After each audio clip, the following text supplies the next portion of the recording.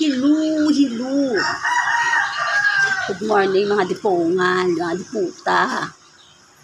Ano lang, good morning na ngayon guys, kay Sunday ngayon.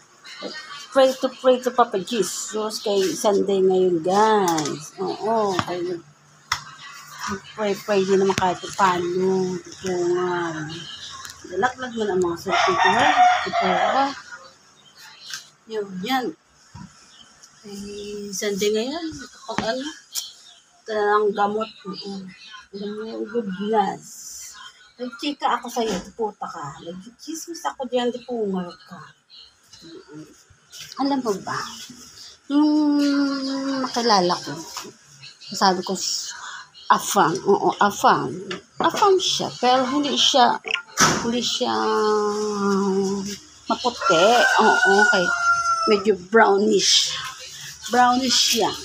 Brownish na tinapay, charot.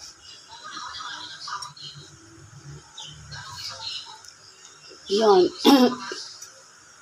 Limutan ko na ang pangalan. Oo, alam mo na ang utak ko. Yung pakabobo ko sa mga alaala.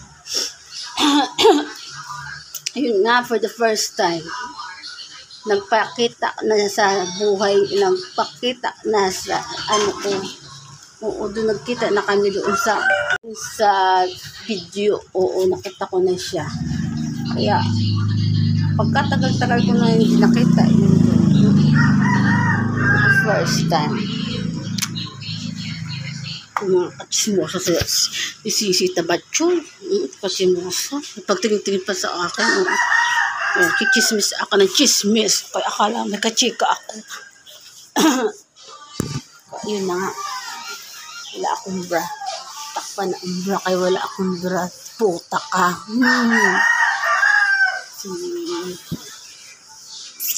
Si ayun nga. Kaya nagkita siya sa video call. Matagal na kami nagka-friends dati. Simula nung tatrabaho pa ako. Tapos nagkita kami sa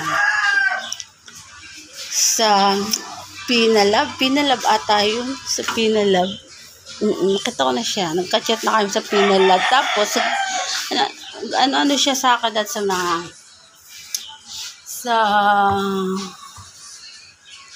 WhatsApp. Sa WhatsApp. Oo, doon. Tapos, chat na kami lagi. Kahit nag-video call ako. Hindi yun nagpapakita. Hindi po na yun. Hindi nagkikita yun. Tapos, pag napasok ako dati, pag break time, at saka, pagpapasok, yun, nakachat lagi siya. Chat lang siya, di puta ka. Chat lagi yun. Pero hindi naman nag-video. Akala ko fake. Sabi ko, huwag na siya kahit fake ka naman, di puta. Huwag mo na akong chatin. Pero nag-chat pa rin naman siya araw-araw. Tapos, medyo natagalan, no, nakilala kita yung dati kay, di ba nagkaroon ako ng sakit? Ay, simula September, nagkaroon ako sa nagkasakit. So, hindi ako nag-video call dati. Sa cellphone. Hindi ako nag-cellphone dati. Siguro simula nung na-hospital ako ng September, October, November. Siguro November lang ako nag-cellphone uli. Cellphone ng November. Pero hindi pa ako hindi ganun kaklaro ang pag-cellphone ko. Kasi nga diba, magkasakit nga ako, hindi ko makita, hindi ko maisip-isip kung ano-ano. Eh diba, nagkaroon ako ng sa utak. Hindi puta. Utak ko, yun nga. Tapos yun, kanina, kay almusal ako, nandun siya. The first time, nag-request na siya mag-video call. Sabi niya, yan, na ako kay, hindi ako fake sa'yo, sabi sa akin. Sabi ko, di okay lang. Sabi ko, di maigi naman, kaya nagpakita ka na di putak ka. Pero hindi naman niya alam yung mga di puta. O kaya, naglang ako sasalita sa kanya na di puta. Tapos, kasama naman niya yung mga anak niya. Kasi dati pa yung nagpipicture lang siya, pero hindi siya nagbibideo. Kaya akala ko, fake ng hantiputa na yun. Tapos yun, Ngayon kasi nasa, ano siya, ano tawag doon, trabaho. Ngayon, umuwi siya na ngayon. Habang kausap niya ako, nasa biyahe siya. Ay, syempre, kasama niya yung mga nanay. Kasama yung mga anak niya doon sa ipagchikahan sa akin. Sa chat lang. Siguro mahigpit yung mga anak niya. Ay, mga babae yung anak niya. Babae yung mga anak niya doon. Kasi kaso niya sa bahay. Pero wala na siyang jowa, wala na siyang asawa. Mga asawa, anak niya lang ang kasama niya sa bahay. Ganun siya kahigpit. Hindi siya basta-basta nakikipag-chat. Kaya nga, yun, diputa na yan. For the first time lang. Pag, ano ba siya, kapag chat, kaya sayang, hindi ko nakipicturean napicturean ang video call niya. Kaya nakita ko yung pag-umukha niya, hype na yan. Pero friends tayo noon, matagal na kami friends. August friend na kami, nakaka-chat-chat lang. Pero ngayon na kami nagkita for the first time. Di puta, siyempre nag-valentine, di puta siya. Bala siya sa buhay niya.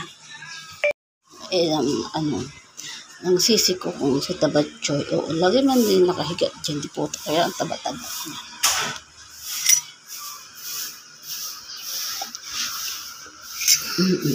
Kaya ayan si sisi, kaya pag walang pasok lagi man nakahiga, di puta. Alam naman yan. Tsaka, kaya na ako sa kanya, kaya wala akong pan-load. Wala akong pan-load ng cellphone ngayon, kaya wala akong pera. Wala akong pera ngayon pang-load. Kaya ako nagpapaload ako kay wala kapag-post ako sa mga Facebook niya, account niya. Natago ko kasi nga para hindi niya makita. Kasi sayang unload niya, kaya ako gumagamit. Pati yung Facebook niya, inaano niya. Hindi po niya. Kaya, yan, ganyan.